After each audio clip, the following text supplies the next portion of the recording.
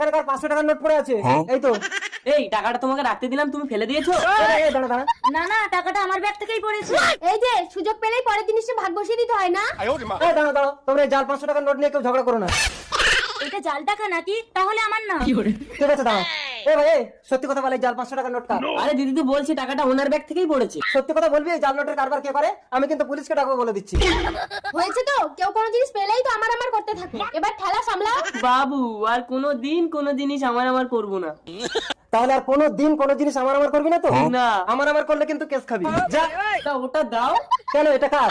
আমার। এ ভাই এই, তুই এক্ষুনি বললি কোনো জিনিস আমার করবি না, আবার বলছিস এটা তোর। তা ওটা তো আমার ভালোবাসা।